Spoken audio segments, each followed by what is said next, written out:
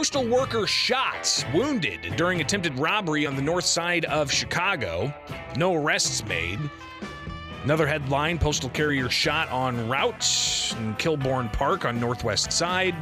Chicago Tribune saying that police officers are investigating after a postal worker was shot. The two armed attackers approached the 52-year-old male around 3:30 p.m. Think about this. You're in broad daylight. You're out there delivering mail, doing your job, and you have somebody open fire on you. And actually, there is some video of this circulating on Twitter where they've got broad daylight video of the suspect's vehicle and what exactly is going to happen with this. And how is this going to be handled? And as far as really getting to, the ability of people just to do their job and to go about themselves in a regular way. So this is actually a video from USPIS Chicago. And if you could see here, it essentially shows the moments that this happened and broad daylight again. It's very troubling. But the fact that somebody decided to open fire on a UPS employee. We heard last week a little bit of a UPS employee having a similar situation happen with them. So obviously there's some problems in Chicago. Over the weekend, you also had more than 40 youth that were arrested for unruly behavior. You had the Memorial Day headlines, the Father Day headlines, where people were shot in a variety of different places all across the city. The homicide rate is obviously of concern. How do we get a hold of the violence in Chicago? Governor J.B. Pritzker last week during a, quote, fireside chat on gun violence prevention, he was asked about possibly getting the National Guard involved. Here's the governor answering that question as to whether that's a good idea, a bad idea, or something that he's just not going to consider. So I want to remind everybody what National Guard troops do and what they're trained to do. National Guardsmen and women are trained to kill people on a battlefield. That is what they are trained to do. They're not police. They don't know how to do crowd control.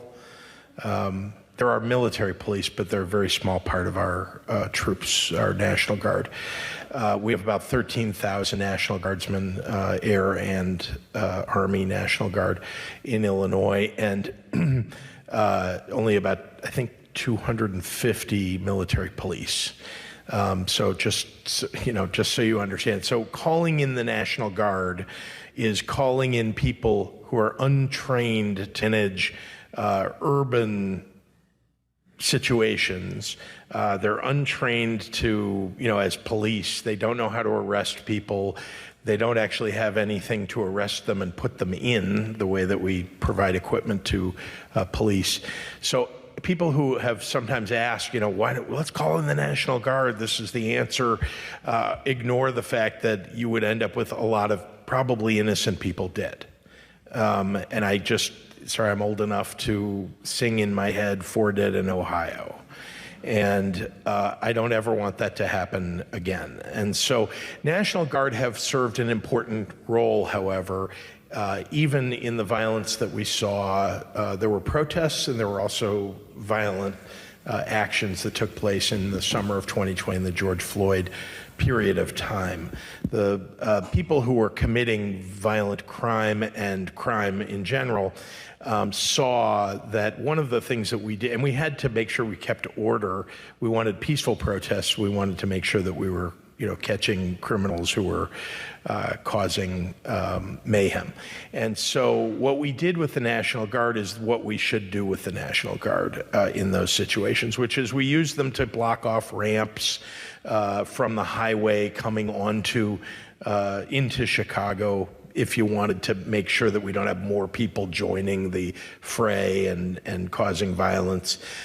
We had them out there. We made sure that they had orders not to pull their weapons, not to be engaged, but they've got Humvees, they've got menacing vehicles, and they carry weapons.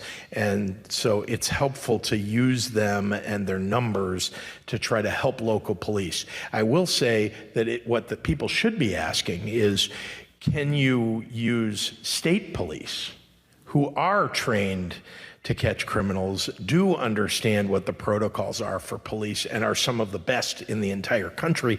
And we did that too during that summer and in other situations. They're tremendous, but like I said, we only have 1,900 of them available to use, and we still have the rest of the state to patrol when you're talking about, let's say, the city of Rockford, the city of Chicago. And, we can do some things, but not everything with state police. So National Guard, by the way, these are some terrific, well-trained people who do go to war on our behalf, or at least they go to foreign lands to protect us. They are our defense. Illinois has the best National Guard in the country too, I know there's giggling like I'm just advocating for Illinois all the time. I am, but I will tell you that because we have the largest Polish population, Polish Americans, and the largest Polish population outside of the country of Poland in Illinois and in Chicago, we actually have a deployment of our troops in Poland right now and constantly. It's a constant deployment, and they are helping with the refugees that come over from Ukraine. I mean, they are engaged, and they're very important. Anyway, that's my brag for today for National Guard. But I just want you to know we have some of the best. They need to be used in the right way. So Governor J.B. Pritzker not wanting to use the National Guard and the ongoing violence that's happening in Chicago. He shared that during a, quote, fireside chat last week. And we covered a lot of the other things that he talked about, gun control efforts. And you remember he said that, the state's gun ban is not 0% chance of winning, not 30%, but a little bit better than 30%. Still, he didn't give great odds for winning. Some comments coming in via text. We'll get to these here, and you can always chime in at 217-629-7970. That's the phone number here with Springfield's Morning News. Again, 217-629-7970. Initially, the governor, before he was touting the Army National Guard, he seemed to say that the Army National Guard is not trained to do this type of thing. A commenter here via text says he just defended every combat vet of the last 25 years. Iraq and Afghanistan was urban warfare environment, very similar to Chicago. Got another text here. Says, I guess our governor doesn't know what the National Guard does. And even yet another text coming in says, yep, Democrats hate America. What a gaslighting left-wing extremist. Fireside chat. JB's proving a left-wing extremist gaslight chat. The left is out for your rights. So just some of the comments. And you can chime in here at 217-629-7970. Again, 217-629-7970. Or you can find me on Twitter, Facebook, YouTube. And on YouTube, they've also got comments piling up there. So you can sound off on that. So the governor, again, not really willing to have the National Guard on the streets of Chicago. But how do we get a hold of that violence? The governor did also talk about violence interruption grants. And what is there? There's like $30 million or something set up for violent interruption grants for peacekeepers. And the governor talked a bit about that as well. And also cast blame on former Governor Bruce Rauner, who hasn't been in office for 5-6 years now. Here's Governor Pritzker talking about violence interruption grants. It should tell you much of what you need to know that the first person we put in that position, and he's now moved on, but the first person we put in that position was someone who was leading a violence interruption program, one of the best. And so the organizations that do this, I mentioned it earlier, I just want you to know, I mean, these are they're heroic organizations. Arnie Duncan is the leader of one of the larger endeavors in this regard, our former Secretary of Education. But there are lots of them. I mean, relatively speaking, I guess dozens. I've met with many of them. Again, they're the people that are really doing the work on the ground are often formerly incarcerated, former gang members.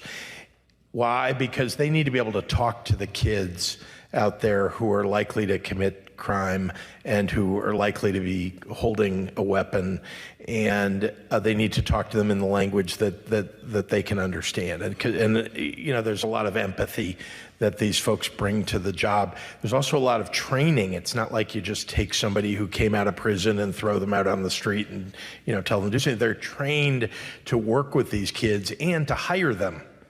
Right?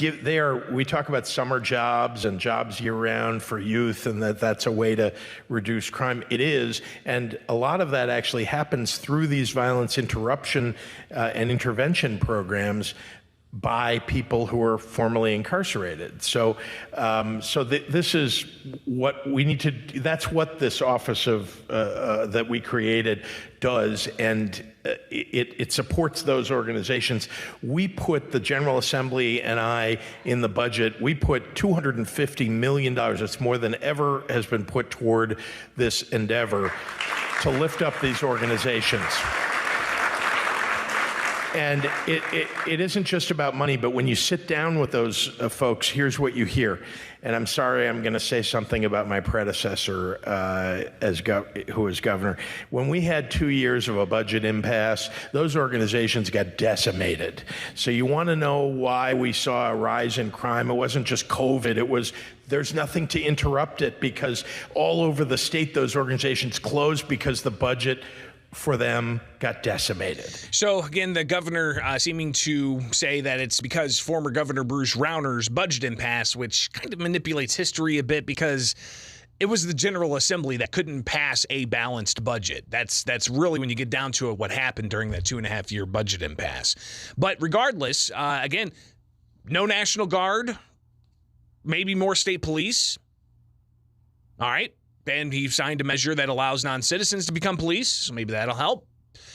You've also got the governor talking about $250 million in violence interruption grants, which he says works by getting formerly incarcerated people to go and train youth and get them jobs and to use your tax dollars for these efforts.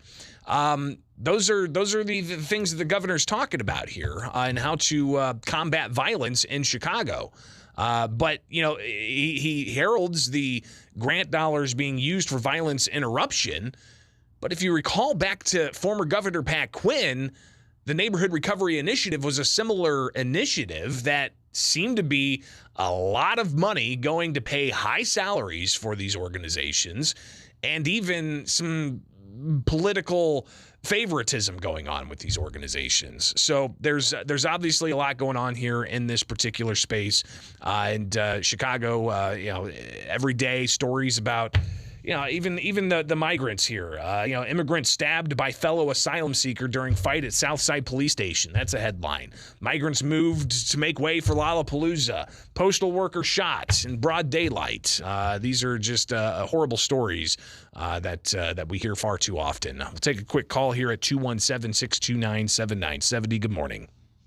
Hey, Greg, I agree with you on the fact that Quinn had this program that was, I guess, abused, we'll say. Like you said, had individuals that were at higher levels getting paid tremendous monies. But what Rauner did was destroy these things, and I don't think we should give him a free pass. So he is the one that took the funding from these organizations, and these organizations did fight on the front line. So no matter what anyone says, yes, it had an impact. Is it the only reason? No. But is Rauner the only one responsible for that? Absolutely not. It's been going on for years and years and years. But Rauner exasperated. He took the gas and threw it on the fire. They were incompetent. And when people understand that, they'll quit using them as a comparison. Who is incompetent? The Rauner people. Oh, so it wasn't the legislature. Yeah. It wasn't Madigan, who's facing corruption charges, who manipulated the budgeting process. It had nothing to do with Madigan, the 2-year budget impasse? Not. No, absolutely not. No, Madigan didn't pass a $7 billion out-of-balance budget?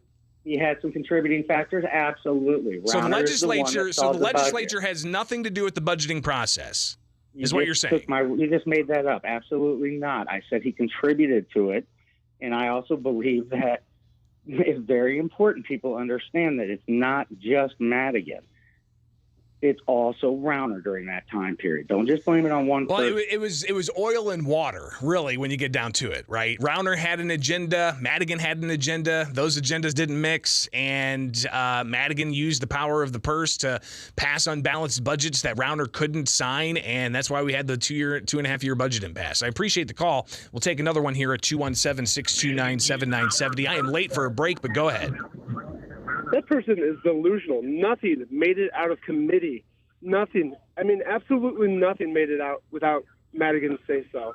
So to say that it was not Madigan's fault is just void of all reality and how the process in Illinois works. And if you want to fix the crime issue, then fire Kim Foxx and hire a cutthroat DA who's going to go after the criminals. Appreciate the call. And one final text here coming in.